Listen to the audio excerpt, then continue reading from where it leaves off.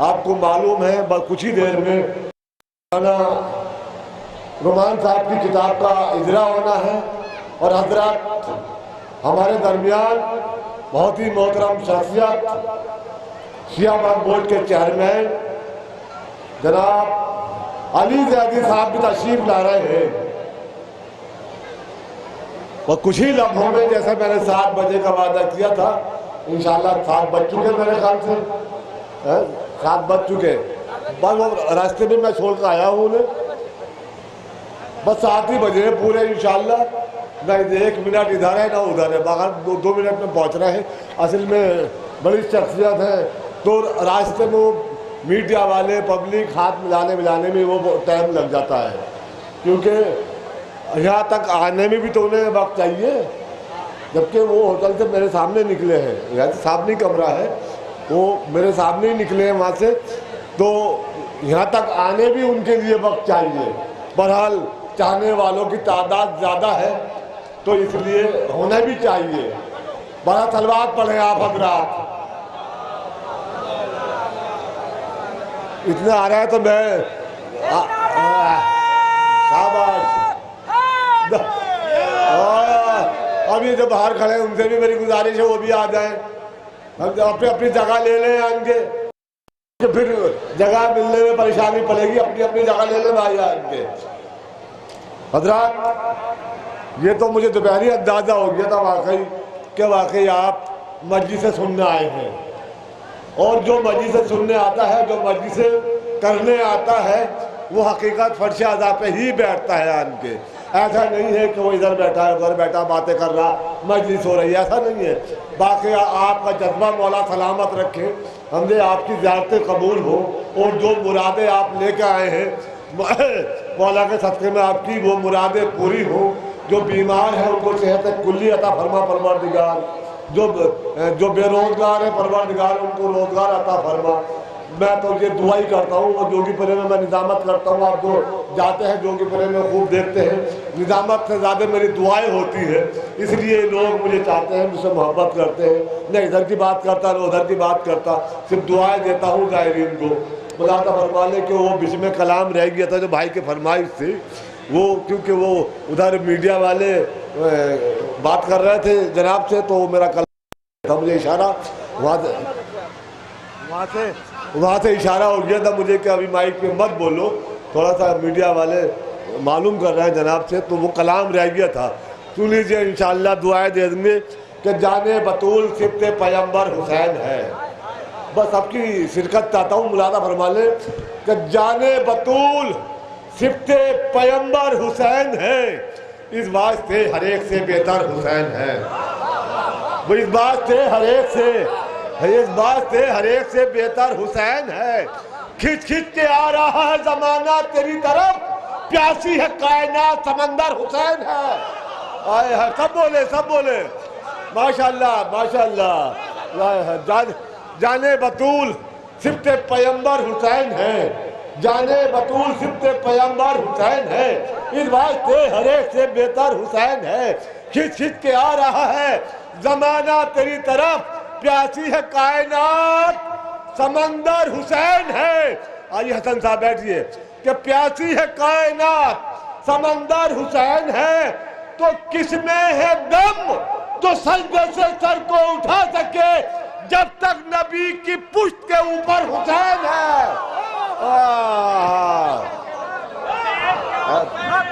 भाई क्या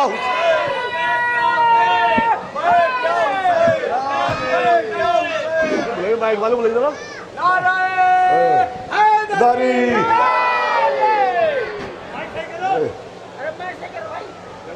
भाई ये बार बार गिर रहा है, मुझे संभालना पड़ रहा है। ये ऊंचा दाद लगा रखा है ना, क्या कर रखा है इसका? नीचा कर इसको, नीचा कर इसको, नीचा कर इसको, नीचा कर दो इसको, बार बार गिर रहा है। मुलादा फरमाने अभी 2 शेर और हैं इसके, इंशाअल्लाह जहनों में आ जाएंगे। आ गए नाराय सलवात पढ़े आप हजरात। माशाअल्लाह मैंने कहा था ना, ये बात मैंने कही थी कि इंशाअल्लाह ठीक 7 बजे मस्जिद शुरू हो जाएगी और इंशाल्लाह देखिए चाहने वालों की तादाद मौला सलामत रखे, हमारे जनाब को भी मौला आपको भी सलामत रखे, मौला हमारे चेयरमैन साहब को भी सलामत रखे, हमारे डॉक्टर साहब जनाब शफक हुसैन शफक को भी सलामत रखे परवरदिगार। मौला कोई गम न दे सिवाय गम शहदाए करबला के।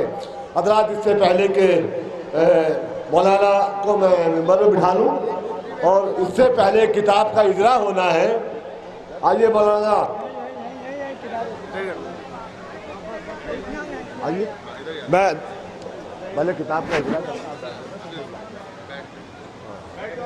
नारे हैदरी नहीं ऐसे नहीं ऐसे नहीं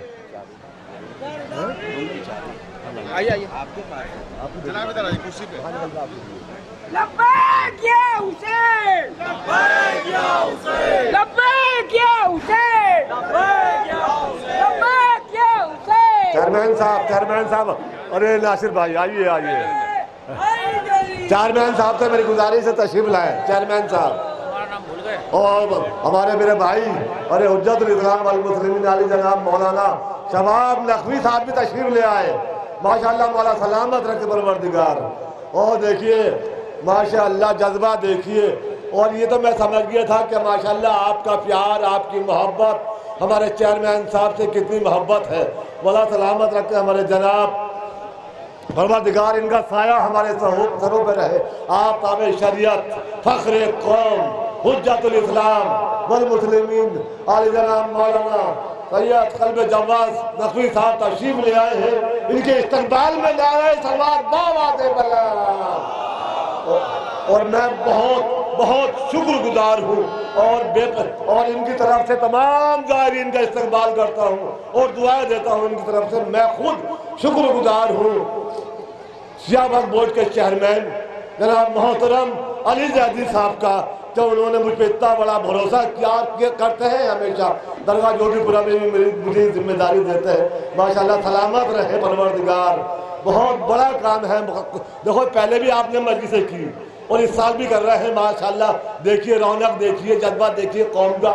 माशाल्लाह भाई का जज्बा और भाई की मोहब्बत। यहाँ आके बैठना सबके दरमियान इनके इस्तकबाल के लिए नारे हैदरी, इनकी सेहत के लिए नारे हैदरी। हमारे भाई साहब डॉक्टर जनाब मोहतरम मिर्जा शफीक हुसैन साहब की मेहनत परवरदिगार इन्हें सलामत रखे। चेयरमैन साहब हकीकत बता रहा हूँ, एक जुमला बोलूँगा बस, एक जुमला, जो ज़्यादा वक्त नहीं है। 4 दिन हो गए खुदा की कसम जागते हुए, ना कोई सोने दे रहा ना कोई सो रहा। माशाल्लाह आइए, मैं आपको ही दावत दे रहा हूँ सरकार, आप आइए और किताब का इजरा कराइए। फिर मैं मौलाना को बिठा लूँगा। माइक बात सलाम कर रहे हैं।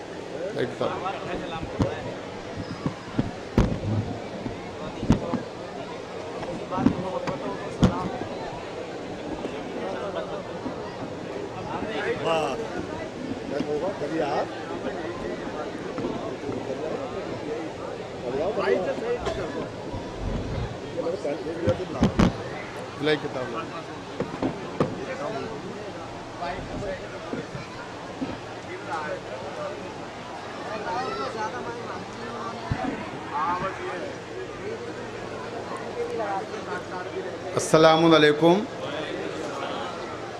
मैं तमाम मोमिनीन से जो सामने खड़े हुए हैं उनसे दरख्वास्त करूँगा कि फ़र्श अज़ा पे तशरीफ़ ले आएँ। बहुत जल्द आपके रूबरू कायदे मिल्लत शिया आफ्ताब शरीयत मौलाना सैयद कल्बे जवाद साहब क़िबला इमाम जुमा लखनऊ अभी मजलिस को ख़िताब फरमाएँगे। मजलिस से पहले सिर्फ़ 2 मिनट ये किताब हमारे दोस्त मौलाना रुमान रिजवी साहब क़िबला के वालिद मोहतरम असद रिजवी साहब, जो हमारे हिंदुस्तान के नामवर और मोतबर शोरा में से एक हैं और रसाई अदब का बड़ा नाम है। असद रिजवी साहब ने मुख्तलिफ़ असनाफ़ अदब में तब आज़माई की है। गज़लें कहीं तो गज़लों की दुनिया में भी अपना एक अहम मुकाम बनाया और जब वो रसाई अदब के हवाले सामने आए तो रसाई अदब के भी मुमताज़ शायर कहलाए। लेकिन ये किताब ना तो उनके गज़लों का मजमुआ है और न ये कोई रसाई अदब के ताल्लुक़ से किताब है। ये किताब है जमाल ज़िंदगी। जमाल ज़िंदगी में क्या है? वालिदैन का किरदार, औलाद की तालीम व तरबियत और शादी, ये इसका उन्वान है। और ये वो सब्जेक्ट है जिसकी इस वक्त बेइंतहा ज़रूरत है। और ये रूमान रिजवी साहब, आपकी भी, हमारी भी और असद रिजवी साहब की भी खुशकिस्मती है, खुशबख्ती है कि इस किताब का इजरा हमारे मुल्क की नहीं बल्कि बर्र सग़ीर की इल्मी अदबी शख्सियत कायद मिल्लत शिया आफ्ताब शरीयत मौलाना सैयद क़ल्ब जवाद साहब क़िबला के दस्ते मुबारक से होने जा रहा है। और इन तारीख़ी लम्हात के गवाह बन रहे हैं हमारे शिया वक्फ़ बोर्ड के चेयरमैन जनाब अली ज़ैदी साहब और उर्दू अदब की नामवर और मोतबर शख्सियत प्रोफेसर नासिर नकवी साहब और हमारे मजहबी अदब के हवाले से और मजहबी दुनिया की मोतबर तरीन शख्सियात मौलाना शबाब नकवी साहब क़िबला, मौलाना फ़िरोज़ नकवी साहब क़िबला, वसी जाफ़री साहब और हमारे नाज़िम महाफ़िल व मजालिस जनाब नसीम बाकरी साहब। और यहाँ तमाम मोमिनीन पूरे हिंदुस्तान से आए हुए हैं जो इन लम्हों के आज तारीख़ी गवाह बन रहे हैं। और ये किताब भी ऐसी मुक़द्दस बारगाह में, शहीद की बारगाह में इसका इजरा होने जा रहा है कि मुझे उम्मीद है कि इंशाअल्लाह हमारी कौम का हर फ़र्द और हमारी मिल्लत का हर शख्स इस किताब से इस्तिफ़ादा करेगा। वालिदैन का किरदार, औलाद की तालीम और तरबियत, मुझे नासिर नकवी साहब मौजूद हैं, एक शेर के साथ सरकार को ज़हमत दूँगा। अमरोहा की सरज़मीन पर चलते हैं। इरशाद अमरोवी ने कहा था कि नहीं है इल्म का रिश्ता कोई बुज़ुर्गी से। देखिएगा, अमरोहा चल रहा हूँ नासिर भाई आपकी मौजूदगी में, कि नहीं है इल्म का रिश्ता कोई बुज़ुर्गी से, जो इल्म रखते हैं बच्चे बुज़ुर्ग होते हैं, जो इल्म रखते हैं बच्चे बुज़ुर्ग होते हैं। तो ऐसे ही बुज़ुर्गों में हमारे रूमान रिजवी साहब भी हैं जो हैं तो अभी बच्चे नौजवान हैं देन के लिए, मगर माशाल्लाह कम उम्री में इन्होंने भी अपना एक मुकाम बनाया है। बेहतरीन शायर हैं, बेहतरीन ख़तीब हैं। आज इन्होंने यहाँ आपके दरमियान ख़िताब भी किया और तारीख़ी ख़िताब फरमाया। अब मैं इंतहाई अदब व एहतराम के साथ दरख्वास्त कर रहा हूँ आफ्ताब शरीयत मौलाना क़ल्ब जवाद साहब क़िबला से कि वो थोड़ा ज़हमत फरमाएँ और इस किताब का रस्म इजरा अपने दस्ते मुबारक से करने की ज़हमत करें। और प्रोफेसर नासिर नकवी साहब से दरख्वास्त करूँगा, तमाम उलमाए किराम से दरख्वास्त करूँगा कि इसमें शामिल हों। हमारे शिया वक्फ़ बोर्ड के चेयरमैन जनाब अली ज़ैदी साहब से दरख्वास्त करूँगा कि वो भी तशरीफ़ लाएँ और इजरा के इन लम्हों में सब शामिल हो जाएँ। और अपने कैमरामैन से दरख्वास्त करूँगा तस्वीर महफूज कर लें।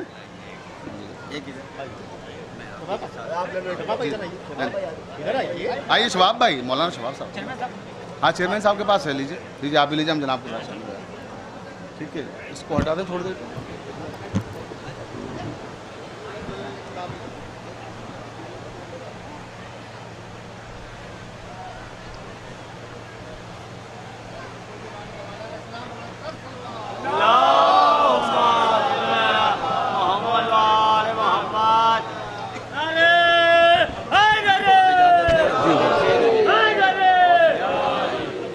जी जी, अब हाँ बैठे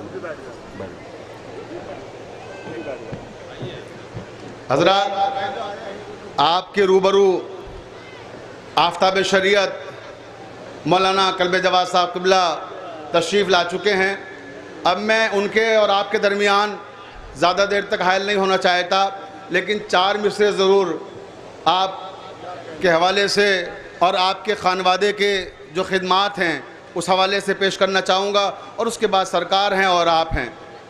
हमीने गेसुए तहज़ीब भी सवारे हैं, नासिर भाई देखिएगा, हमीने गेसुए तहज़ीब भी सवारे हैं। चेयरमैन साहब देखिएगा कि हमीने गेसुए तहज़ीब भी सवारे हैं, फराज़े दार पर भी तस्करे हमारे हैं। कितनी पुश्ते हो गई कि जो इल्म व अदब के हवाले से ख़ानदान इज्तिहाद ने खिदमात अंजाम दी हैं उन्हें शुमार नहीं किया जा सकता। और उसी ख़ानदान इज्तिहाद के चश्मो शराग़ हैं आफ्ताब शरीयत मौलाना क़ल्ब जवाद साहब क़िबला। 4 मिसरों में पूरी तारीख़ पेश कर रहा हूँ सैकड़ों साल की, कि हमीने गेसुए तहज़ीब भी संवारे हैं, फराज़े डार पर भी तस्करे हमारे हैं। हमीने इल्म व अदब को हयात बख्शी है, ये मजलिसे नहीं तालीम के इदारे हैं। ये मजलिसे नहीं तालीम के इदारे हैं। और मैं अब दरख्वास्त कर रहा हूँ आफ्ताब शरीयत मौलाना कल्बे जवाद साहब कबिला से कि वो मजलिस को खिताब फरमाएँ। नारे हैदरी, हैदरी, नारे हैदरी। सलाम किए इमाम ज़माना मोहम्मद बुलंद सलवान।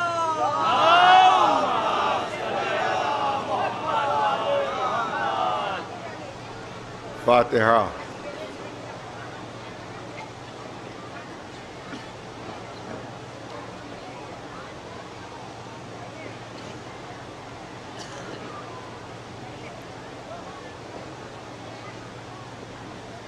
औज़ु बिल्लाहि समीउल अलीम मिनश शैतानिर रजीम। बिस्मिल्लाहिर रहमानिर रहीम। अल्हम्दुलिल्लाहि रब्बिल आलमीन। वस्सलातु वस्सलामु अला सय्यिदिल अंबिया वल मुरसलीन सय्यिदिना व नबिय्यिना व शफीइल मुज़निबीना अबिल क़ासिम मुहम्मद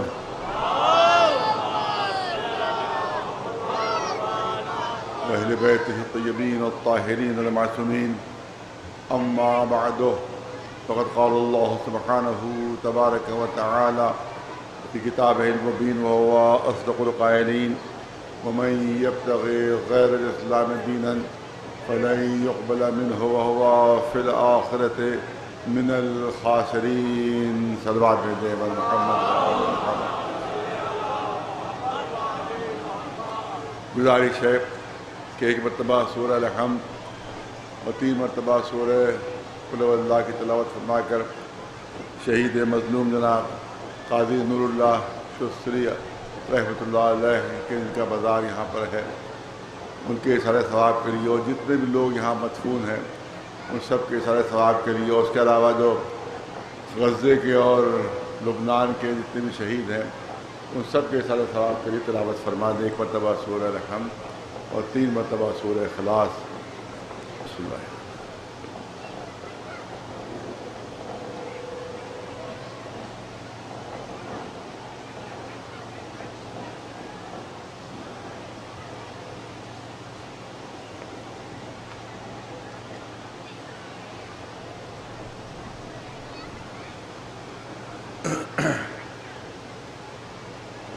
काफ़ी अरसे के बाद यहाँ हाज़िरी हुई है मेरी, हमें 20-22 साल बाद से हाज़िरी हुई है। और बहरहाल अल्हम्दुलिल्लाह इंतज़ामात यहाँ के बहुत अच्छे हो गए हैं। इससे पहले बहुत शिकायतें मिलती थी और इंतज़ामात बहुत ज़्यादा ख़राब रहते थे, और जो जिस मज़ार को और जिस रोज़े को मरकज़ इल्म होना चाहिए था वो मरकज़ करप्शन होकर रह गया था, और यहाँ के ऊपर सिर्फ अजीब किस्म का माहौल था जिसकी वजह से अवाम यहाँ पर राज़ी नहीं रहते थे। और अभी हमारे चेयरमैन साहब अली रज़ी साहब ने इसका इंतज़ाम संभाला और यहाँ के कुछ हज़रात मोमिनीन जो थे उनको सपोर्ट किया गया। तो मुझे बताया गया कि अभी तकरीबन 20-25 दिन पहले यहाँ के इख्तियार मिला है, और इख्तियार मिलने के बाद ये पता चला कि ये पूरा जो गल्ला था वो खाली था यहाँ और जितने भी बैंक अकाउंट थे वो सब खाली थे। तो बिल्कुल जिस तरह से वहाबियों ने वहाँ के रोज़े लूटे थे, कुछ अपनों ने ये रोज़ा लूट लिया यार और बिल्कुल खाली हो गया था। बड़ी मुश्किलों से ये मजलिसों का इंतज़ाम हो रहा है, जिसके लिए काबिल मुबारकबाद जनाब मौलाना शफीक हुसैन शफ़क़ साहब, जिनको जो फ़ख्र मिल्लत का भी लक़ब दिया गया है माशाअल्लाह। बस ये कि ज़्यादा शेरवानी के बटनों में भी कमी है इनके, तो आज तक वो भी हो जाए। एक सलवार वैसे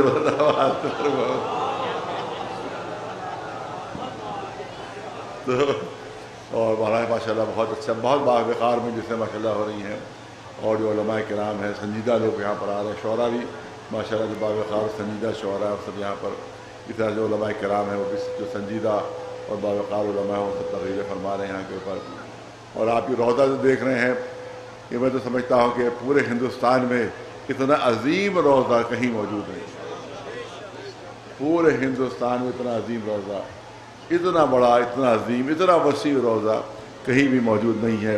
उसको ये तो रोज़ा, वहाँ तो इमाम बाड़ा है, दायरे के बड़ा इमाम बाड़ा कहलाता है, आसफी इमाम बाड़ा कहलाता है, वो तो इमाम बाड़ा कहलाता है। ये रोज़ा बात मैं रोज़े की कह रहा हूँ कि रोज़ा अगर देखा जाए तो इससे बड़ा कोई रोज़ा हिंदुस्तान में मौजूद नहीं है। और आप याद रखें कि इसमें ये किसके हुक्म से तामीर किया गया, ये भी कह दूँ कि ये रहबर इनकलाब इस्लामी आयतुल्लाह उज़्मा ख़ामनेई मुद्दतुल्लाह अलैह के हुक्म से इनको तामीर किया गया, उनके हुक्म से ये तामीर हुआ है ये, और उन्हीं के जो है ताउन से सब तामीर हुआ है ये। तो इतनी अजीम जो इमारत तामीर हुई है यहाँ की, जो यादगार है और ज़बरदस्त यादगार है। और आप याद रखें कि आप देखें कुदरत ने कैसा इंतकाम लिया है।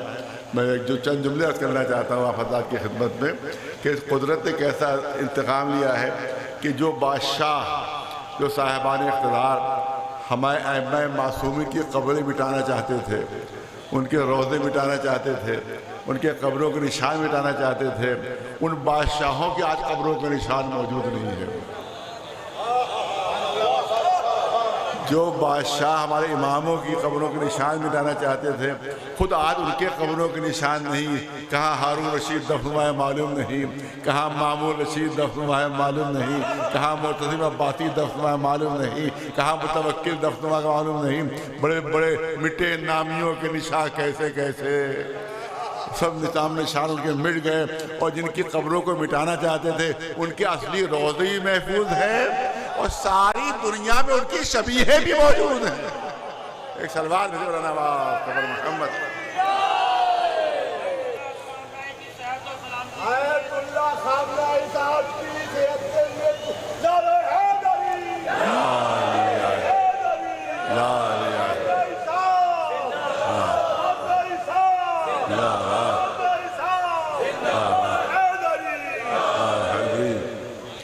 आज वो अस रोज़े भी आसमान से बातें कर रहे हैं।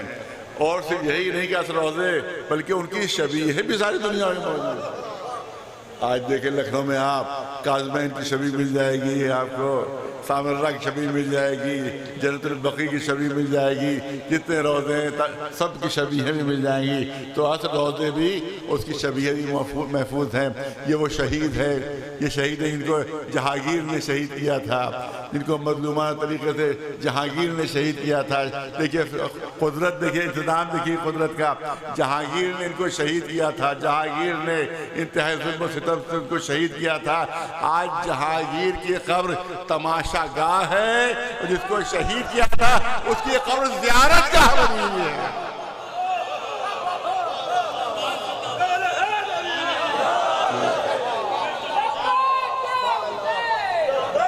या हुसैन, लब्बैक या हुसैन,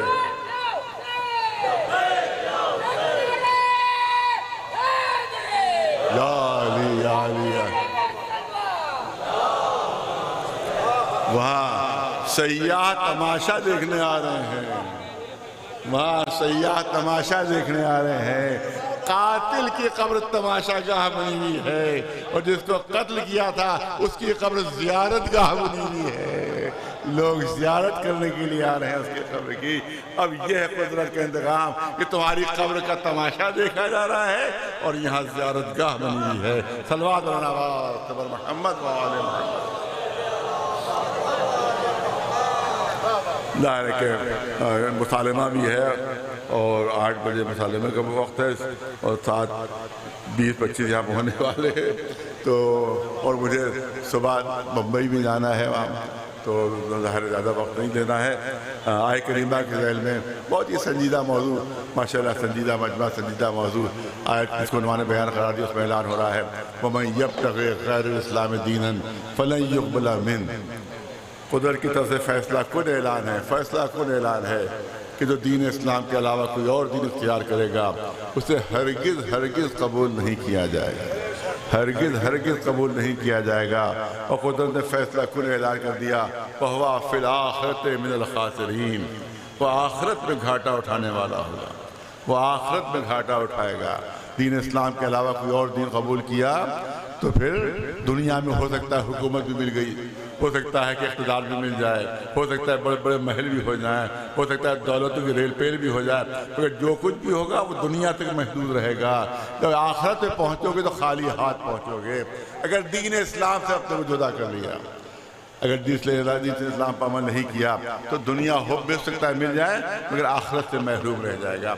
यह है कुरान का कुल्लिया जो उसमें बयान किया गया है। आप याद रखें कि कितना ही पढ़ा लिखा इंसान क्यों ना हो, कितना ही बड़ा साइंसदान क्यों ना हो, कितना ही बड़ा दुनिया का आलिम क्यों ना हो, लेकिन वो इंसान के लिए कानून नहीं बना सकता। बहुत संजीदा मजमा, बहुत संजीदा मौजू। इंसान के लिए इंसान को कानून बनाने का हक नहीं है। ये तो हमारी मजबूरी होती है कि किसी मुल्क पर रहते हैं तो उसके मुल्क के कानून को हमें मानना है, लेकिन हकीकत अगर देखी जाए और सच्चाई अगर देखी जाए और अगर मजहब की रूह से हम देखें तो सिर्फ और सिर्फ अल्लाह को कानून बनाने का हक है। अल्लाह के अलावा किसी को कानून बनाने का हक नहीं है। कोई कहे ये क्यों कह रहे हो, हमारा इल्म इतना बढ़ चुका है, सितारों पर हम पहुंच रहे हैं, चांद पर हमने कमंदें डाल दी हैं, हमें भी इतना भी हक नहीं कि हम अपने लिए कानून बना सके? क्या हमें इतना राइट नहीं कि हम अपने लिए कानून बना सके? हमारा इल्म इतना बढ़ चुका है, इतनी तरक्की हमारी हो चुकी है, इतने ज़बरदस्त हमने साइंस ने हमारी तरक्की कर ली है, तो क्या हम अपने लिए कानून नहीं बना सकते? नहीं, कभी नहीं बना सकते, नहीं बना सकते। क्यों नहीं बना सकते? क्योंकि इंसान सिर्फ जिस्म नहीं है बल्कि जिस्म और रूह के मजमूए का नाम इंसान है। इंसान जिस्म और रूह के मजमूए का नाम है। इंसान में जिस्म भी है, इंसान में रूह भी है। कानून वही मुकम्मल होगा जो जिस्म के लिए भी हो और रूह के लिए भी हो। वही कानून कामिल होगा जिसमें जिस्म का भी ख्याल रखा जाए, जिसमें रूह का भी ख्याल रखा जाए। दुनिया के बड़े से बड़ा साइंसदान उससे पूछिए रूह क्या है, वो कहेगा हमें नहीं मालूम। वो कहेगा हम नहीं जानते कि रूह क्या है, हम नहीं वाकिफ तो रूह क्या है। आज साइंसदान कहते हैं कि मैटर के अलावा, मादे के अलावा इंसान की तख्लीक में कोई ऐसी चीज है जिसे हम समझ नहीं पा रहे हैं। बहुत तवज्जो है। आज के साइंसदानों ने इकरार किया है कि इंसान की तख्लीक में मादे के अलावा, मैटर के अलावा, जमीनी अज्जा के अलावा एक ऐसी चीज है जिसे हम समझ नहीं पा रहे कि है क्या। आज के साइंसदान ने ये इकरार किया और आज से 1400 साल पहले कुरान मजीद में सूरह यासीन में अल्लाह ऐलान फरमा चुका है कि हमने तुमको जमीनी अज्जा से बनाया है और तुम्हारी खिलकत में एक ऐसी चीज रख दी है जिसे तुम कभी समझ ही नहीं पाओगे कि है क्या। और वह है इंसान की रूह, वह है इंसान की रूह। याद रखिए कानून वही मुकम्मल है जिसपे जिस्म का भी ख्याल हो, जिसपे रूह का भी ख्याल हो। जब हम रूह के बारे में जानते ही नहीं है तो कानून क्या बनाएंगे? लिहाजा कानून वही बनाएगा जो खालिक जिस्म भी है, खालिक रूह भी है। एक सलवात तबर मोहम्मद वाले। अब मैं मिसाल पेश करूँगा, बहुत तफसीली मौजू है, मैं चाहूँगा मुख्तसर वक्त में आपके सामने पेश कर दूँ कि जिस्म और रूह दोनों का ख्याल रखा जाए तब कानून मुकम्मल होगा। आज यूरोप वगैरह में अगर हम जब मस्जिद से पढ़ने जाते हैं, उलमा मस्जिद से पढ़ने जाते हैं, तो वहाँ बच्चे सवाल करते हैं, वहाँ के जवान सवाल करते हैं। यहाँ तो तरीका नहीं है, लेकिन यूरोप अमेरिका में तरीका ये है कि उलमा से सवाल किया जाता है, उनसे पूछा जाता है आपने ये पढ़ा तो इसकी बुनियाद क्या है। वहाँ एक चीज़ पूछी जाती है और आमतौर से पूछी जाती है, वो ये बात पूछी जाती है कि देखिए कुछ ग़िज़ाएँ ऐसी हैं जिसको इस्लाम ने हराम करार दिया है, मना करार दिया है, लेकिन यूरोप वाले उनको इस्तेमाल कर रहे हैं, अमेरिका वाले उसको इस्तेमाल कर रहे हैं। मेडिकल साइंस कहती है कोई ज़रर नहीं, डॉक्टर कहते हैं कोई नुकसान नहीं, और जो इस्तेमाल कर रहे हैं उनकी सेहतें भी बड़ी अच्छी हैं, बड़े लंबे चौड़े जिस्म हैं उनके। मेडिकल साइंस भी कह रही है कोई ज़रर नहीं, मेडिकल साइंस भी कह रही है कोई नुकसान नहीं, डॉक्टर भी कह रहा है सेहत के लिए बहुत मुफीद, मगर इस्लाम ने कहा छूना भी नहीं। अरे बच्चों जवानों के लिए छूना भी नहीं, छूना भी नहीं। आज का जवान पूछता है कि आज जो इस्तेमाल कर रहे हैं वो भी कह रहे हैं कि कोई ज़रर नहीं है, डॉक्टर भी कह रहे हैं कोई ज़रर नहीं है, जो इस्तेमाल करें उनकी सेहतें भी अच्छी हैं, लेकिन इस्लाम कह रहा है छूना भी नहीं। अरे ये क्या बात है? तो मैं अर्ज करूंगा कि मेडिकल साइंस ने जिस्म की सेहत को देखा, और इस्लाम में जो कानून है उसमें जिस्म की सेहत भी देखी जाती है और नफ्स और रूह की सेहत भी देखी जाती है। जहाँ जहाँ यहाँ ग़िज़ा इस्तेमाल होती है बात जिस्मानी तौर तरीके पर तो बहुत बुलंद वाला है, जिस्म तो बड़े मजबूत है, मगर नफसानी खिबासतें वहीं ज़्यादा पाई जाती हैं, रूहानी अमराज वहीं ज़्यादा पाए जाते हैं। एक सलवात मोहम्मद वाले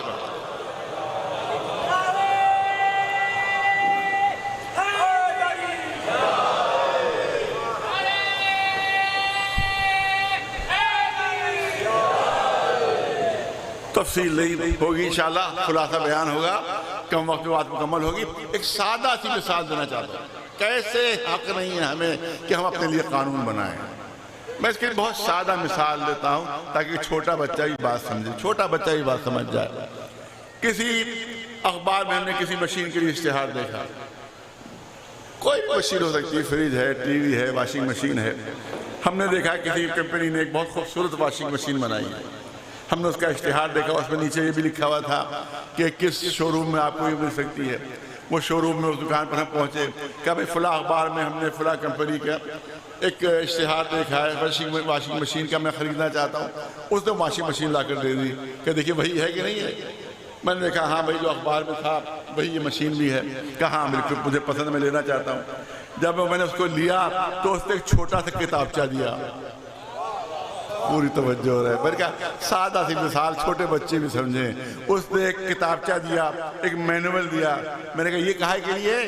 क्या इस मशीन के साथ ये बहुत ज़रूरी है, क्योंकि इसी मैनुअल से आपको समझ में आएगा कि मशीन बनाने का मकसद क्या है, किस मकसद से बनाई गई है, इसके इस्तेमाल का तरीका क्या है, इसकी हिफाजत का तरीका क्या है, ये आपको इस मैनुअल में मिलेगा। अब जो मैंने वो मैनुअल उठाया तो देखा मैंने कि मशीन पर किसी और कारखाने का नाम था, उस मैनुअल पर किसी और कंपनी का नाम। मैंने दुकानदार से कहा आपने गलती से किताबचा मुझे दे दिया है, क्योंकि ये मशीन किसी और कंपनी की बनी हुई है और इस मैनुअल पर किसी और कंपनी का नाम है, लिहाजा किताबचा भी वही का होना चाहिए कि जिस कारखाने की बनी मशीन है।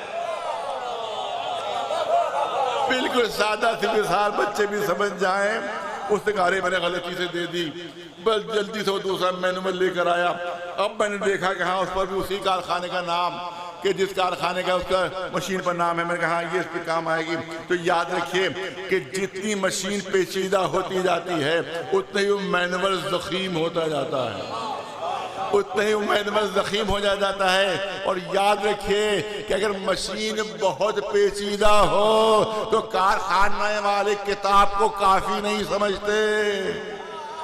अरे बहुत तवज्जो चाहूँगा, अगर मशीन ज़्यादा पेचीदा हो तो कारखाने वाले किताब को काफ़ी नहीं समझते हैं, बल्कि कुछ माहिरीन फ़न भी मुअय्यन करते हैं, कुछ इंजीनियर्स भी होते हैं जो साथ में जाते हैं और जाकर उस मशीन को नस्ब करते हैं और जाकर इस्तेमाल का तरीका बताते हैं, उसके हिफाजत का तरीका बताते हैं। इसका मतलब है कि अगर मशीन ज्यादा पेचीदा हो तो किताब काफी नहीं होती, तो किताब काफी नहीं होती, बल्कि माहिरीन फन भी उसके लिए जरूरी होते हैं कि जो उसके इस्तेमाल का तरीका बताएं, उसके हिफाजत का तरीका बताएं, उसके बनाने का जो मकसद है उसको बयान करें। तो मुझे ये बताओ कि कायनात की सबसे पेचीदा मशीन कौन सी है? सबसे पेचीदा मशीन का नाम है खुद इंसान। खुद इंसान सबसे पेचीदा मशीन है। और आप याद रखिए, बहुत तवज्जो चाहूंगा कि मुहावरा भी है और हकीकत भी है कि कोई भी पेचीदा तरीन मशीन हो, हिंदुस्तान का इंजीनियर उसको ठीक नहीं कर सका, जापान से बुला लिया गया, उसने ठीक कर दिया, जर्मनी से आ गया इंजीनियर, उसने ठीक कर दिया। तो कितनी पेचीदा मशीन क्यों ना हो, लेकिन कोई ना कोई इंजीनियर आकर ठीक कर देता है। लेकिन इंसान उस पेचीदा मशीन का नाम है कि कभी भी अगर एक स्क्रू भी ढीला हो जाता है, अरे तवज्जो फरमाए, अगर कभी भी एक स्क्रू भी ढीला हो जाता है तो लाख कोशिश कीजिए आखिर तक स्क्रू ढीला ही रहता है। एक सलवात भेजे मोहम्मद वाले या अली या अली। अल्लाहुम्मा सल्ली अला मुहम्मद व आले। इसका मतलब यह है कि जिस कारखाने की मशीन होती है, मैनुअल भी उसी कारखाने का होता है, माहिरीन फन भी उसी कारखाने के होते हैं। आप कभी तजुर्बा करके देख लीजिए कि कहीं से आपने मशीन मंगवाई है अगर, और किसी और कारखाने का इंजीनियर है, उसको हाथ भी नहीं लगाएगा, छुएगा भी नहीं, कहेगा भाई जिस कारखाने के हैं वहीं से आप मंगवा लीजिए, वहीं तक माहिर फन आएगा, वो ठीक करेगा, हम इसको हाथ भी नहीं लगाएंगे। इसका मतलब यह है कि जहाँ की मशीन होती है वहीं का मैनुअल भी होता है, वहीं का माहिर फन भी होता है। अरे हम कारखाने कुदरत के बने हुए, हम अल्लाह के कारखाने के बने हुए, लिहाजा किताब भी वहीं से होगी, माहिरीन फन भी वहीं से होंगे। किताब का नाम है कुरान मजीद, माहिरीन फन का नाम है मोहम्मद व आले मोहम्मद।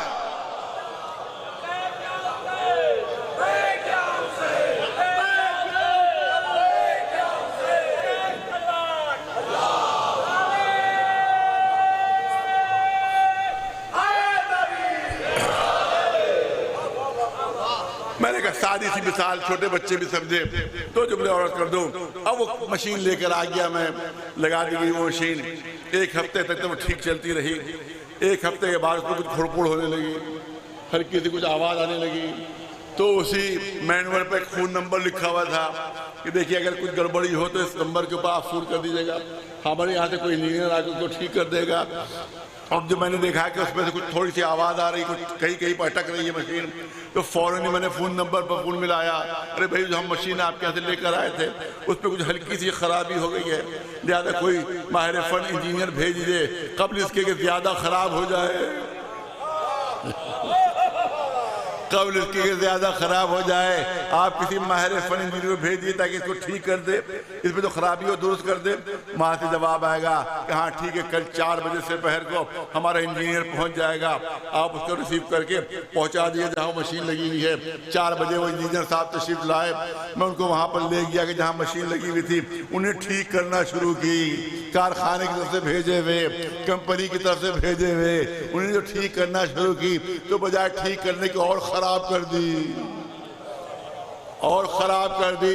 पहले तो कुछ अटक अटक के चलती थी, अब जो ठीक करने की कोशिश की तो बिल्कुल जाम हो गई वो, अब चलना ही उसने बंद कर दिया बिल्कुल। तो जानते क्या रिएक्शन होगा, कोई हो, मेरे मैं हूं या कोई भी हो, रिएक्शन क्या होगा, रद्द अमल क्या होगा। फौरन मैं उसी नंबर पर फोन करूंगा, उसी नंबर पर फोन करूंगा और मेरा पहला जुमला यही होगा, अरे किसे भेज दिया,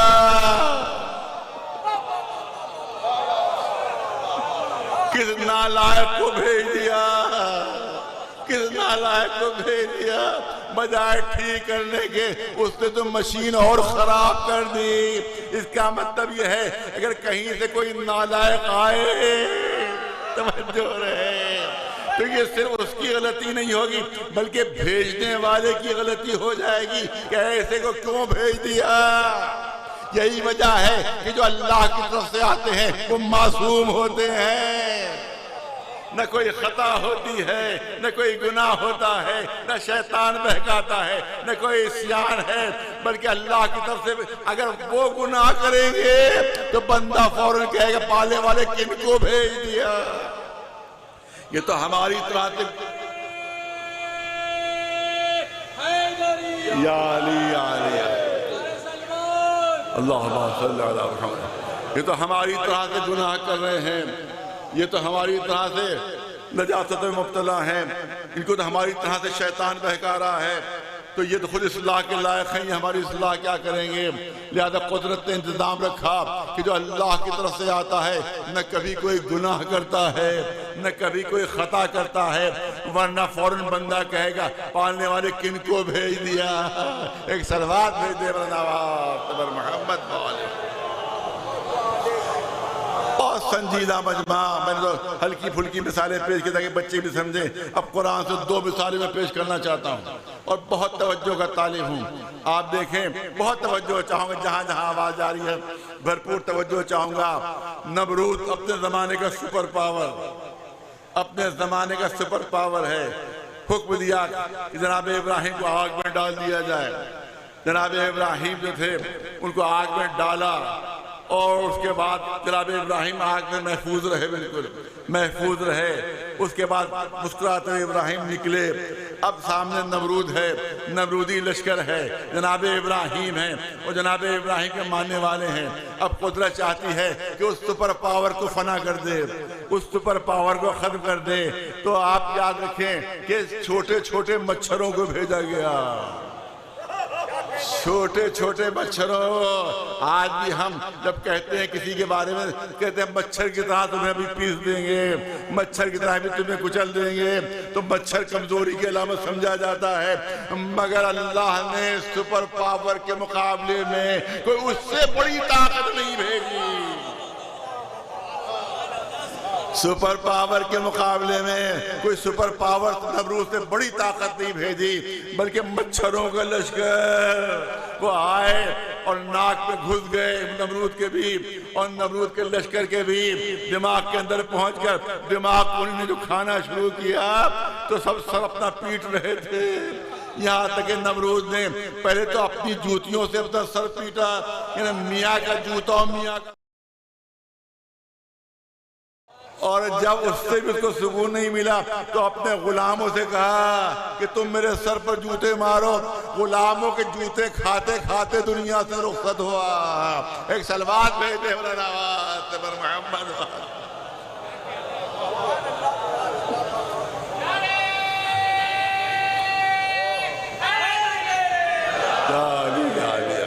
अब सुनिए, पूरी तवज्जो चाहूंगा। अल्लाह ने भेजा था मच्छरों को। मच्छर अक्ल नहीं होती, फहम नहीं है, इदराक नहीं है, समझ नहीं है, गलती कर सकता है, गलती कर सकता है। अगर कहीं गलती से जनाब इब्राहिम के किसी मानने वाले की नाक में घुस जाता, उनको अजियत पहुंचा देता, ये भी हो सकता था। पॉसिबिलिटी थी, इसकी नहीं थी, क्योंकि मच्छर में अक्ल नहीं है, फहम नहीं है, इदराक नहीं है। मगर अल्लाह की तरफ से भेजा हुआ जानवर था, मगर गलती नहीं की उसने, मगर गलती नहीं की। दूसरी मिसाल कुरान मजीद की, अबरहा का लश्कर आगे आगे हाथी झूमते हुए ताकि काबे को मिसमार कर दें, काबे को खत्म कर दें, काबे को गिरा दें। खुशकी का सबसे बड़ा जानवर हाथी झूमता हुआ चला आ रहा है। अब अल्लाह को क्या चाहिए था, हाथी से बड़ा कोई जानवर पैदा कर देता। अरे बहुत तवज्जो, हाथी से बड़ा कोई जानवर पैदा कर देता। आज भी बच्चे जानते हैं डायनासोर जो थे वो हाथियों से 100 गुना ज्यादा बड़े। कई करोड़ साल पहले वो यहाँ मौजूद थे, जमीन पर फना हो गए, मिट गए। क्या अल्लाह में कुदरत नहीं थी कि दोबारा उन्हीं डायनासोर को पैदा कर देता? वो आते झूमते हुए और अपने पैरों के नीचे हाथियों को और पूरे अब्रहा के लश्कर को कुचल देते। तो अल्लाह ने हाथियों से बड़ा जानवर पैदा नहीं किया। बहुत तवज्जो है। दूसरी सूरत ये हो सकती थी कि नन्ही नन्ही अबाबीलें थी, उनके पैरों में इतनी कुव्वत दे देता अल्लाह, उतने पंजों में इतनी कुव्वत दे देता कि वो अबाबीलें बड़ी बड़ी चट्टानें उठा लेती। उन चट्टानों को उठाकर अब्रहा के लश्कर पर फेंक देती, पूरा लश्कर चबाया भूसा बन जाता। लेकिन ना हाथियों से बड़ा लश्कर भेजा, न हाथियों से बड़ा कोई जानवर पैदा किया, और न अबाबीलों के पंजों में इतनी ताकत दी कि बड़ी बड़ी चट्टानें उठा सके, बल्कि जितनी उनकी फितरी कुव्वत थी, बहुत संजीदा पहलू है, जितनी इनकी फितरी ताकत थी वो उतनी छोटी छोटी कंकरियां उठाई उन्होंने। लेकिन अल्लाह ने उन कंकरियों में इतनी ताकत पैदा कर दी, उन कंकरियों में इतनी कुव्वत पैदा कर दी कि जब हाथी की पीठ पर गिरती थी तो पीठ को छेदती हुई जमीन में नस्ब हो जाती थी और पूरा लश्कर चबाया हुआ भूसा बन गया। इसका मतलब ये है किसी सुपर पावर को अल्लाह किसी दूसरी सुपर पावर के जरिए नहीं हराता है, बल्कि छोटी ताकतों से दलील करवाता है, छोटी ताकतों से दलील करवाता है। अब दुनिया में आज मुसलमान भी कहते हैं कि कहां अमेरिका कहां ईरान। आज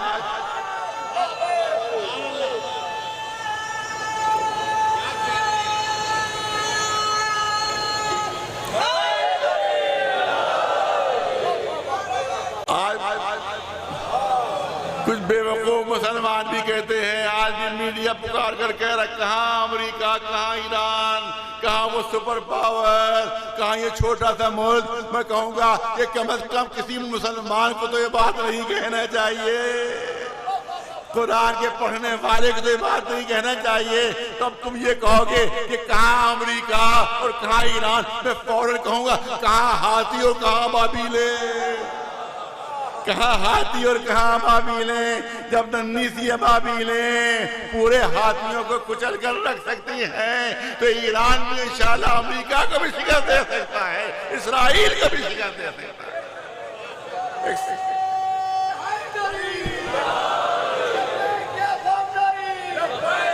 खान नहीं क्या खान नहीं सीस्तानी या अली या अली।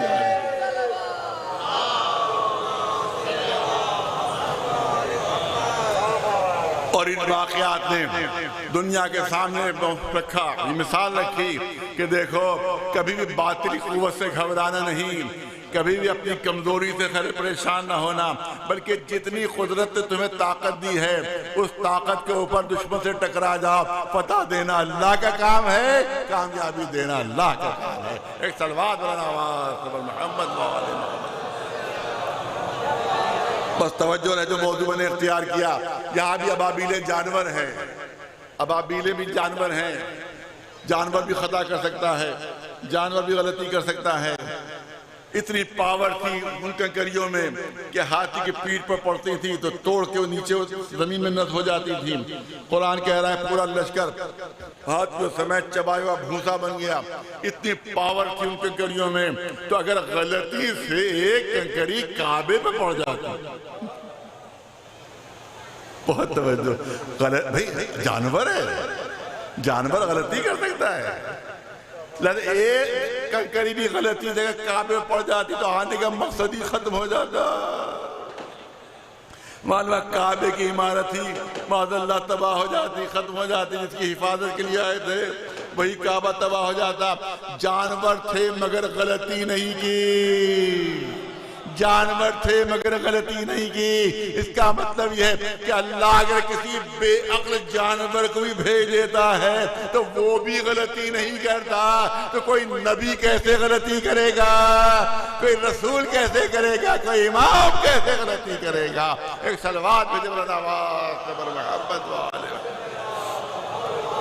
इसी को इस्मत कहते हैं, इसी को मासूम होना कहते हैं। इसलिए जरूरी है जो अल्लाह की तरफ से आए वो मासूम हो, साहिब इस्मत हो। सलवात मोहम्मद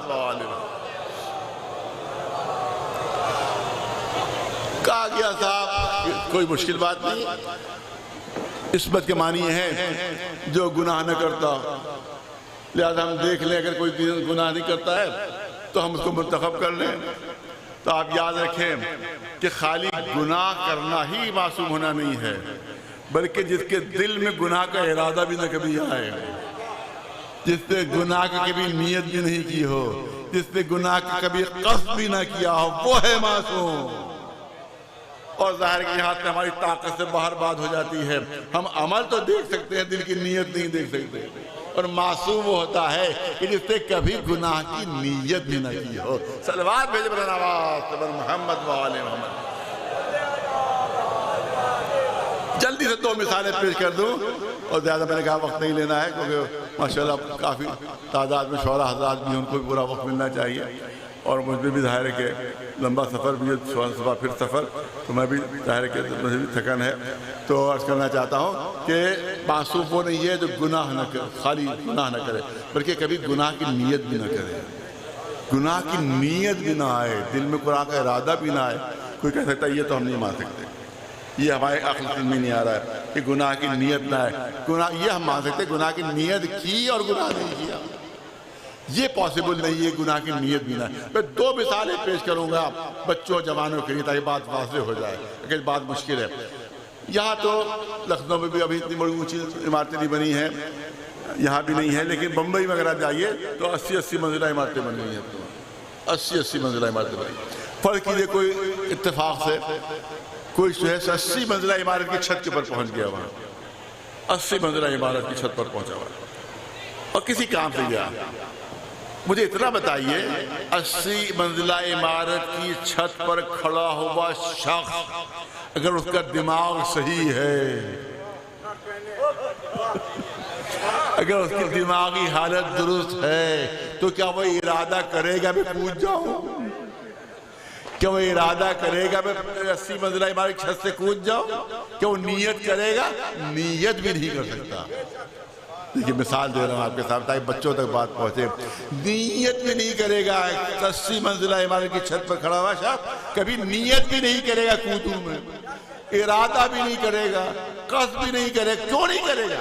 क्योंकि उसको मालूम है कि 80 मंजिला इमारत से कूदने का अंजाम क्या होगा, क्योंकि उसे इल्म है कि 80 मंजिला इमारत से कूद जाने का अंजाम क्या होगा।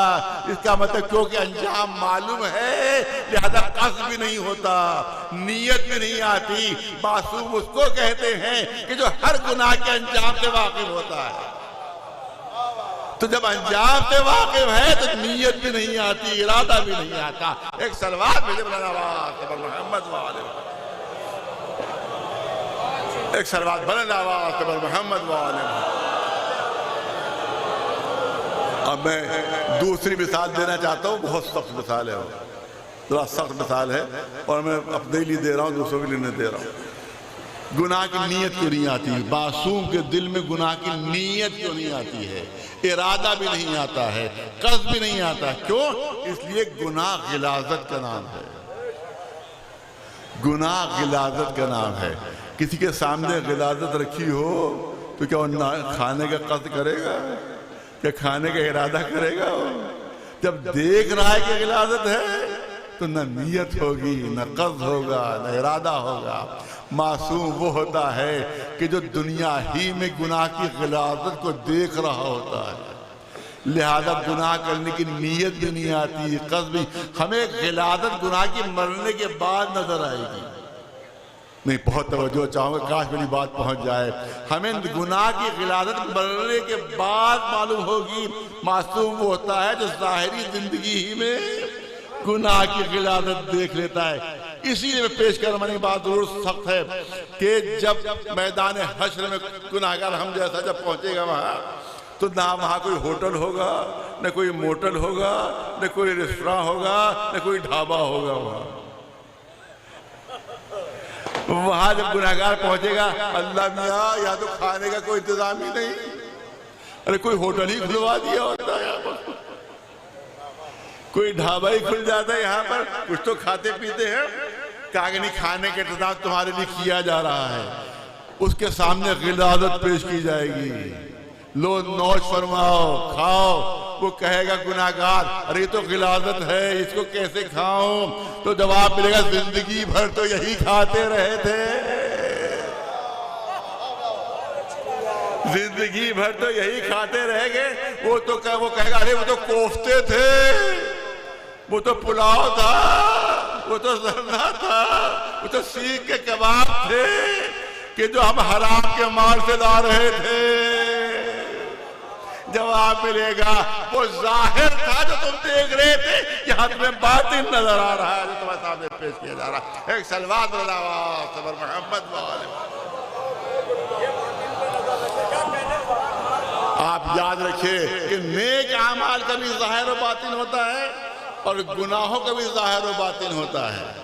ज़ाहिर में बेहतरीन क़ुरमा है, लेकिन बातिन में गिलाजत है। वो इसी तरह ज़ाहिर में नमाज है, ज़ाहिर में रोज़ा है, ज़ाहिर में नेकियां हैं, लेकिन पढ़ने में जब इंसान मरेगा तो उसकी कब्र नूरानी हो जाएगी। कहीं नूर कहाँ से आया? कहीं तुम्हारी नमाजें हैं, ये तुम्हारे रोजे हैं, ये तुम्हारा हज है। और सबसे ज्यादा जब नूर आएगा, मुझे ये कैसा नूर? क्या ये मोहब्बत है अहले बैत का नूर?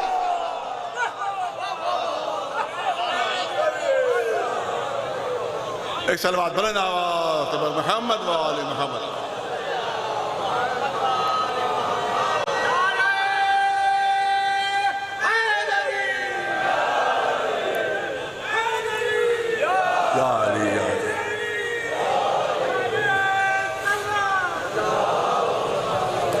बस अपने मौजू को मुकम्मल करूं मैं। जो आपके सामने अर्ज करना है, बहुत से मुसलमान इसमत के कायल नहीं हैं, बहुत से मुसलमान गुरोह जो हैं मासूम होने के कायल नहीं है।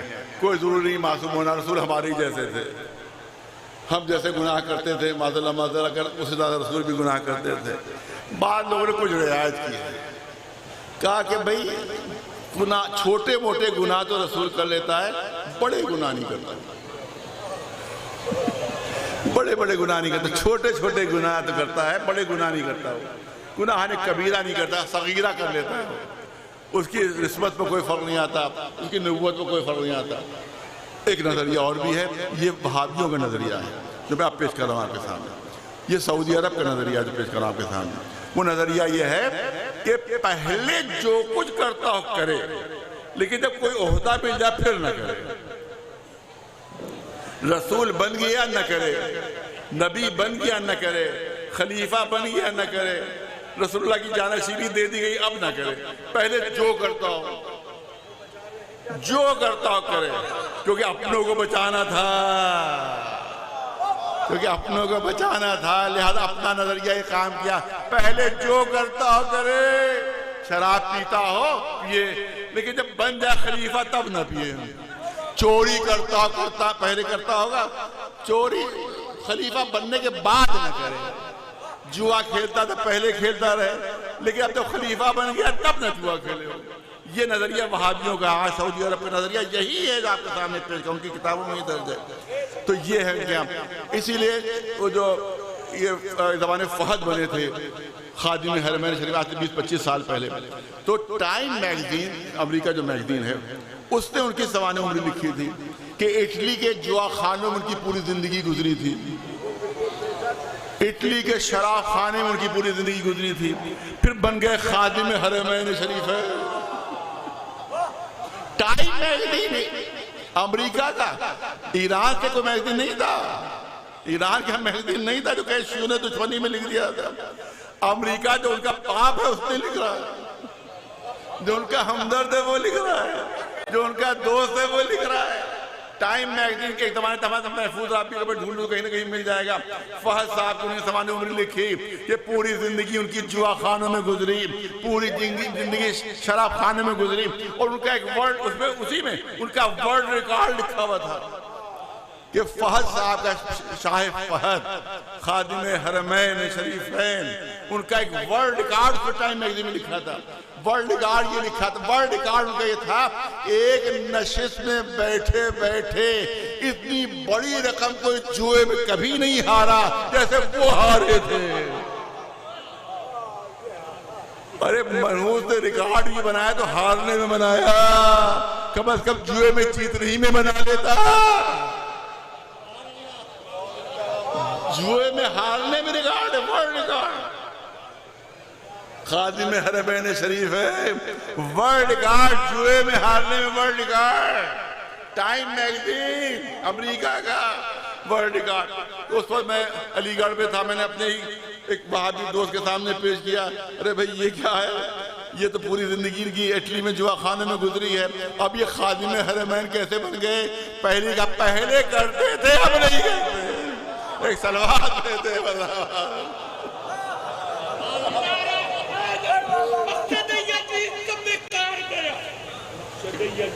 बेकार गया, हुसैन जीत गए और ये जीत।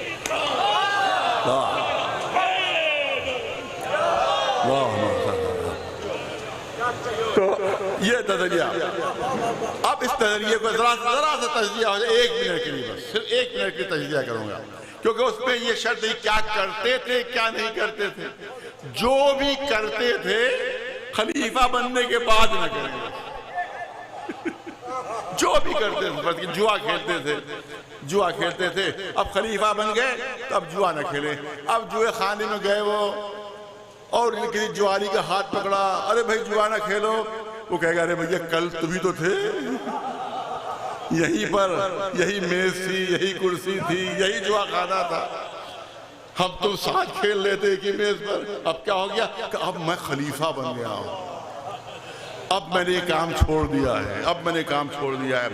शराब खाने में पहुंचे, किसी शराबी का हाथ पकड़ा, अरे शराब ना पियो। वो कहेगा भाई आज तुम्हें क्या हो गया, कल तो हम दोनों साथ साथ झूमते हुए निकले थे, आज तुम्हें क्यों रोक रहे हो? कि आज मैं मुसलमानों का खलीफा बन चुका हूँ, लिहाजा मैंने ये काम छोड़ दिया है, तुम भी ये काम छोड़ दो। मालूम चोरी किया करते थे, किसी चोर को पकड़ा उन्होंने कि चोरी न किया करो। वो कहता है अरे भाई कल रात में हम ही दोनों तो साथ साथ थे, फूना घर में फांदे थे। अरे हम ही तुम तो थे जो फूना घर में फांदे थे, तिजोरी तोड़ी थी, पैसे निकाले थे। आज तुम्हें क्या हो गया? आज तो मुझे रोक रहे हो कि अब मैं मुसलमानों का खलीफा बन गया हूँ, अब मैंने काम छोड़ दिया है। तो याद रखिए बच्चे, सुनने जमात सुन ले, याद रखिए चोर का हाथ पकड़ा, अब मैं खलीफा बन गया हूँ, मैंने छोड़ दिया, तुम भी छोड़ दो। किसी ज्वारी का हाथ पकड़ा, अब मैं खलीफा बन गया, तुम भी छोड़ दो। किसी शराबी का हाथ पकड़ा, वो कहेगा भाई तुम भी तो थे, कहा अब मैं खलीफा बन गया। तो हर ज्वारी, हर शराबी, हर चोर का यही जवाब होगा और उसके अलावा कुछ नहीं कि जब तुम खलीफा बन गए तुमने छोड़ दिया, जब मैं बन जाऊंगा तो मैं भी छोड़ दूंगा।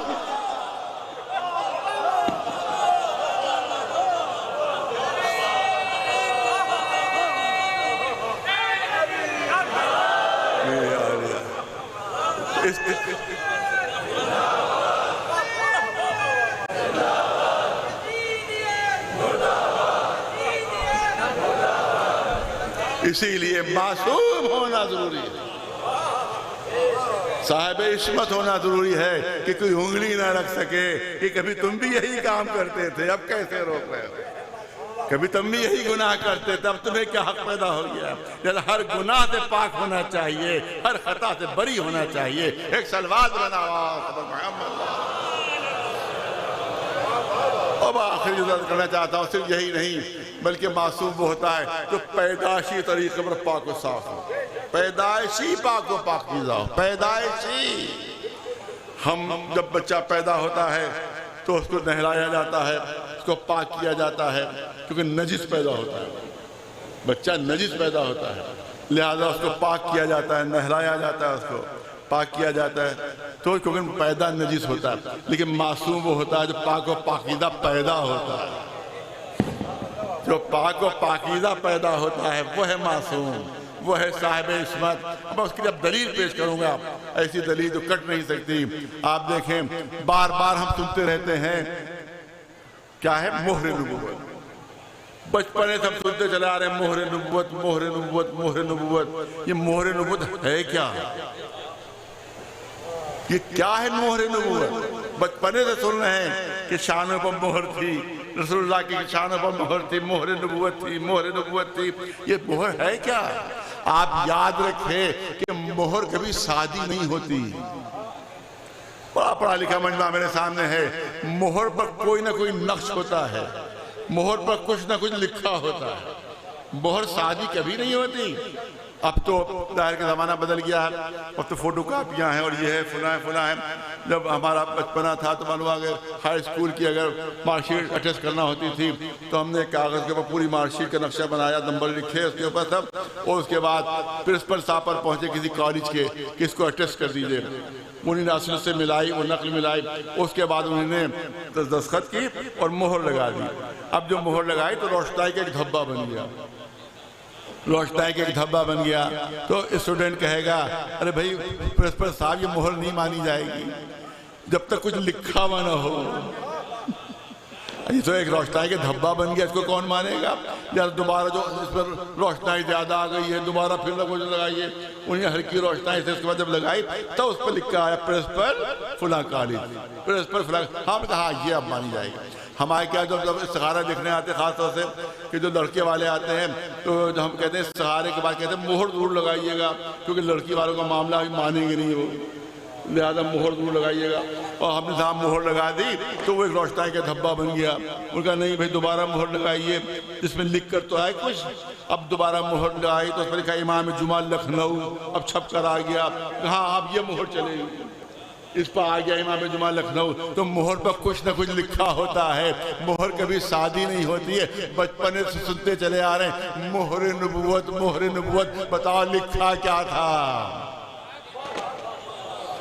बताओ मोहर नबुव्वत में लिखा क्या था? मोहर कभी शादी नहीं होती, लिखा क्या था? तो वो लम्हा से पूछा, उन्होंने कहा कि कुरान की आयत लिखी थी, तम्मत कलिमतु रब्बिका सिद्क़न व अदला। कुरान की आयत कंधा थी खाल के ऊपर। अरे तवज्जो चाहूंगा, रसूलुल्लाह की पैदाइशी तौर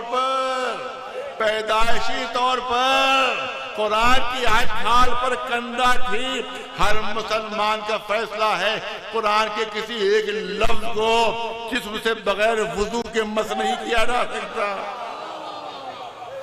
खाली पाक होना काफी नहीं है, बावुजू होना शर्त है। तभी कहीं जाकर कुरान के किसी एक हर्फ को भी हम हाथ लगा सकते हैं। इसीलिए जो बच्चों को पहनाया जाता है उसको तावीज़, उसको मोम जामे में लपेट दिया जाता है ताकि जिस्म से टच ना हो, जिस्म से मस ना हो। लिहाजा जिस्म से कोई भी आयत उस वक्त तक मस नहीं हो सकती जब तक बावुजू न हो। इससे अंदाजा होता है पैदाइशी तौर पर यह आयत करना थी, तो रसूल उसको कहते जो पैदाइशी पाको पाकीज़ा होता है। एक सलवात मोहम्मद उसे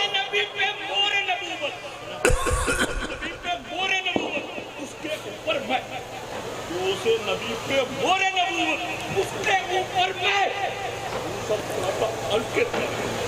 छू सकता था अंक तारे, फिर भी क्यों झुकता? अरे उसको जब बुलवा ले तो अपने दर कर ले नारा। पूरी तवज्जो रहे। मोहर नबूवत का मतलब पैदाइशी पाको पाकीज़ा। अब सुनिए, अभी याद दिला दिया है लिहाजा मैं पढ़ना चाहता हूँ। पूरी तवज्जो रहे। कांधे के ऊपर मोहर नबूवत कुरान की आयत नक्श है। अब मक्का फतह हुआ, काबे में रसूल पहुंचे, बुशिकनी शुरू हुई, छोटे छोटे बुतों को रसूल ने खुद तोड़ा। अब लंबे बुतों की नौबत आई, ए अली मेरे कांधे पर आ जाओ, ए अली मेरे कांधे पर आ जाओ। ए रसूलुल्लाह आप क्या गज़ब कर रहे हैं? क्या आप भूल गए कि आपके कांधे के ऊपर कुरान की आयत नक्श है और आप कह रहे हैं ए अली मेरे कांधे पर सवार हो जाओ, ए अली मेरे कांधे पर आ जाओ। तो शायद रसूल जवाब दे कि कुरान के ऊपर कोई और किताब नहीं रखी जा सकती, मगर कुरान के ऊपर कुरान रखा जा सकता है।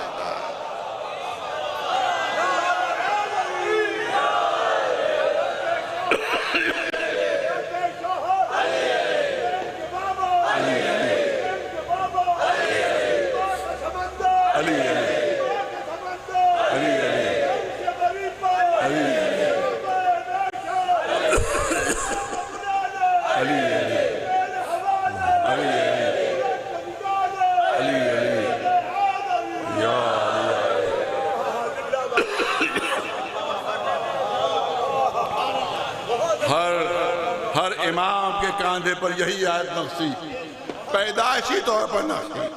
तम्मत कलिमतु रब्बिका सिद्क़न व अदला, पैदाइशी तौर पर नक्श। इसका मतलब हर इमाम, हमारा इमाम पैदाइशी पाको पाकीज़ा, पैदाइशी पाको पाकीज़ा। आखिरी इमाम के शान पर भी आयत नक्श है, मगर बदली हुई है।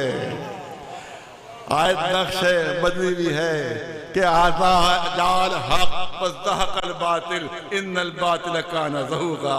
सल्लल्लाहु अलैहि मोहम्मद व आले मोहम्मद। बस बात बड़ी मुकम्मल होगी, इससे ज्यादा नहीं अर्ज़ करना है। मगर बारगाह इलाही में एक सवाल जरूर करूंगा, मैं एक सवाल जरूर करूंगा। पालने वाले, अजीब बात है, जनाब आदम के लिए कहीं नहीं मिला कि उन पर मोहर लगी हुई हो। जनाब नूह के लिए कहीं नहीं मिला कि नूह पर मोहर लगी हुई हो। जनाब इब्राहिम के लिए कहीं नहीं है कि इब्राहिम पर मोहर लगी हुई थी। जनाब मूसा, जनाब ईसा, कहीं नहीं मिला कि इन पर भी मोहर लगी हुई। 1,23,999 पैगम्बर और रसूल आए, कहीं बता दीजिए किसी पर मोहर लगी हुई हो। लेकिन रसूल आए मोहर लगी हुई, सारे इमाम आए मोहर लगी हुई। बात समझ में नहीं आ रही है तो शायद निदाए कुदरत आए कि देखो जब नकली माल बाजार में ज्यादा आने लगता है, जब नकली माल बाजार में ज्यादा आने लगता है तो कंपनी वालों की तरफ से ऐलान होता है कि देखिए नकली माल बहुत आ गया है, अब जब आप खरीदिएगा तो देखिए मोहर लगी हुई है कि नहीं है। अगर कारखाने की मोहर हो तो असली है, अगर मोहर नहीं तो नकली है। एक सलवात मोहम्मद चाहे कोई मुझको बम मारे, चाहे कोई मुझको मारे गोली, चाहे कोई मुझको बम मारे, चाहे कोई मुझको मारे गोली, उसके अली के नारों से, उसके अली के नारों से सबसे सब भर दो मेरी जोड़ी, सबसे सब भर दो मेरी जोड़ी, नारा है। अब बात मुकम्मल हो गई, बस एक दलील देना चाहता हूँ, तारीखी दलील। पैदाइशी पाक व पाकीज़ा, पैदाइशी जिस पर इमाम हुसैन की विलादत हुई, विलादत इमाम हुसैन अलैहिस्सलाम, रसूलुल्लाह तशरीफ़ लाते हैं, बच्चे की अभी पैदाइश हुई है, रसूलुल्लाह तशरीफ़ लाए, उम्मुल फज़ल आपकी एक खातून जो थी वहाँ पर मौजूद थी। रसूलुल्लाह ने फरमाया कि लाओ मेरे बच्चे को मेरी आगोश में दे दो। तारीख़ में शिया सुन्नी सब में मौजूद है। लाओ मेरे नवासे को मेरी आगोश में दो, उम्मुल फज़ल से कहा, मेरे नवासे को मेरी आगोश में दो। जनाब उम्मुल फज़ल की ज़बान से निकल गया, ए अल्लाह के रसूल, अभी बच्चे को गुस्ल नहीं दिया गया है, अभी बच्चे, तमाम किताबों में वाक़या मौजूद है कि अभी बच्चे को पाक नहीं किया है, अभी बच्चे को गुस्ल नहीं दिया गया है। ये सुनना था जबीन रिसालत पर शिकन पड़ी, ए अबुल फज़ल, तुम मेरे बच्चे को पाक करोगी? जिसे अल्लाह ने पाको पाकीज़ा पैदा किया है तुम उसे पाक करोगी? एक सलवात मोहम्मद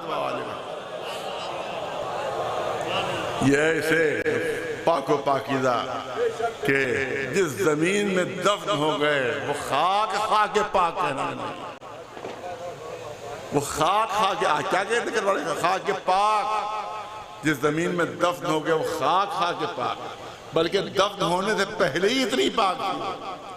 फिर रिवायत पेश करूँ, पाक मुकम्मल हो गई, दफन होने से पहले इतनी पाक थी कि रसूल ने उस खाक को अपनी आंखों से लगाया था, मलाइका ने उस खाक को अपने परों पर मला था।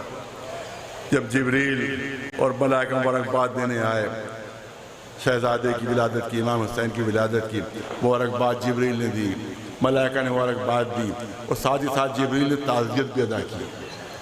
अल्लाह के रसूल, यही आपका नवासा होगा जो करबला के मैदान में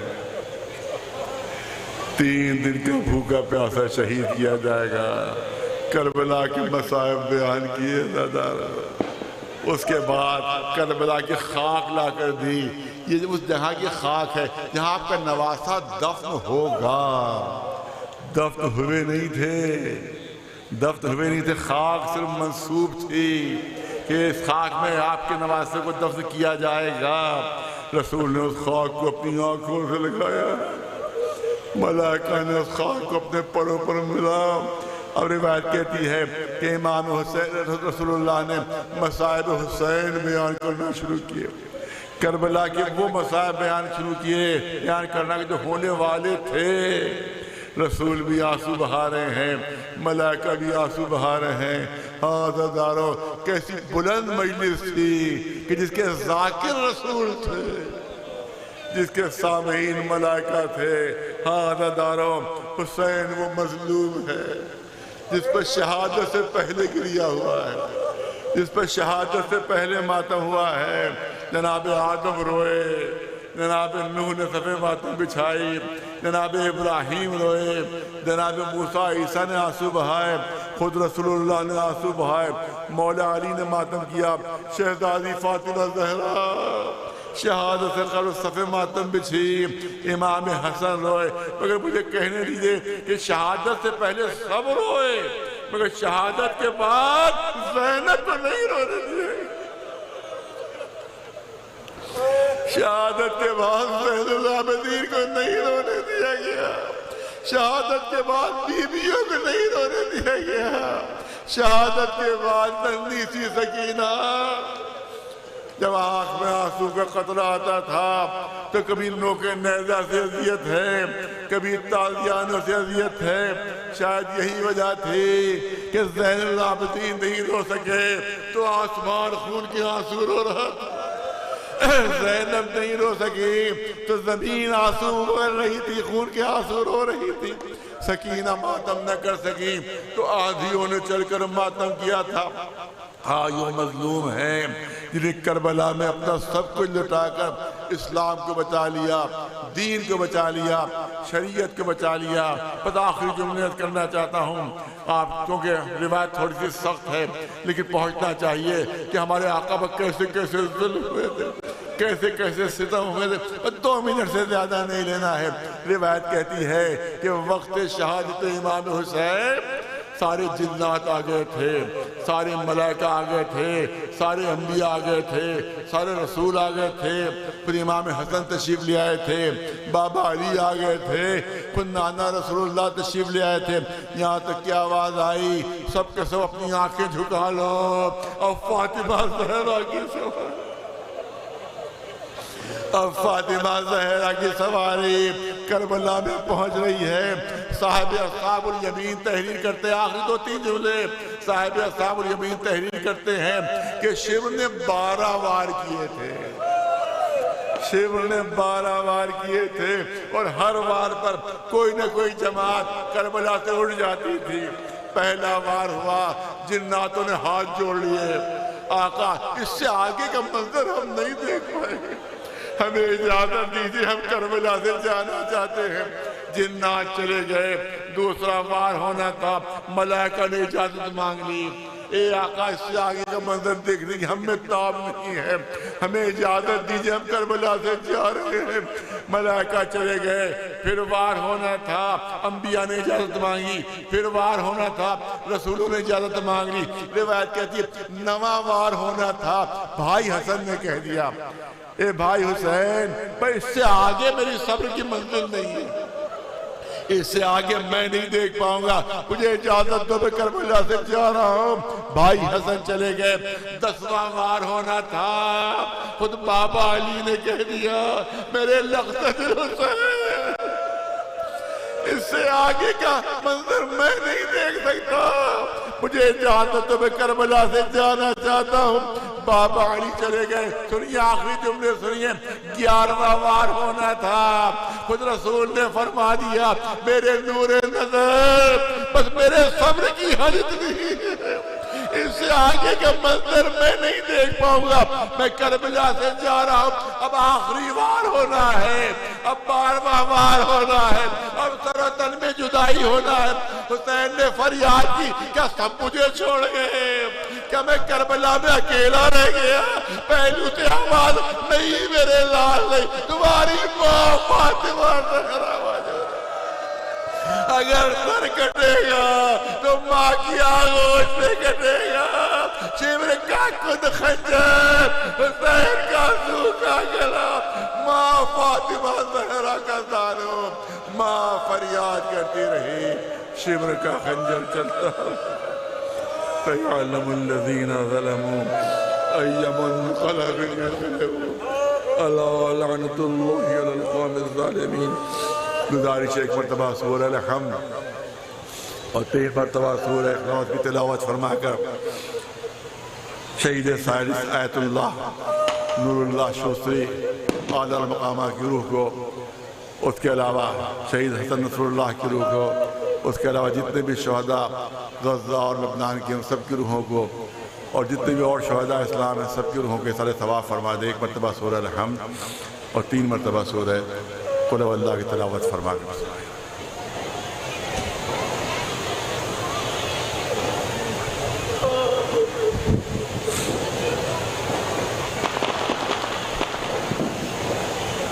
आइए हम बारगाह इलाही में दुआ मांगे कि पालने वाले ईरान को फतह इनायत फरमा दे, गज़े के मज़लूमीन को फतह इनायत फरमा दे, लुबनान के मज़लूमीन को फतह इनायत फरमा दे, इसराइल को सफ़े हस्ती से मिटा दे, अमेरिका की हुकूमत को सख्त से सख्त सज़ा मिले पालने वाले। हमारे आखिरी इमाम के ज़ुहूर में ताजील फरमा और हमको उनके ग़ुलाम और जानिसारों में शुमार फरमा। रब्बना तक़ब्बल मिन्ना इन्नका अंतस समीउल अलीम। अला लअनतुल्लाहि अलल क़ौमिज़ ज़ालिमीन।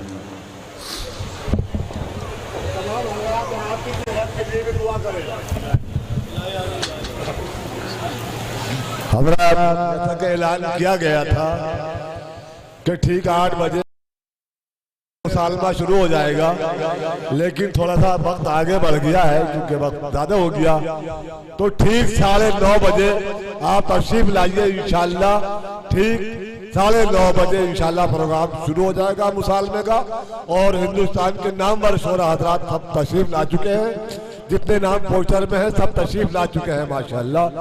और गुजारिश ये है कि वक्त की पाबंदी का लिहाज रखें। और जनाब मोहतरम अताब्बास साहब नगली वाले मेरी आवाज सुनने हो या आ जाए माइक के पास। अताब्बास साहब नगली वाले अगर मेरी आवाज सुनने हो तो माइक के पास आ जाए। और सादिक ये भाई हमारे उनका इंतजार कर रहे हैं। अताब्बास साहब जल्दी से आ जाए माइक के पास। या अल्लाह।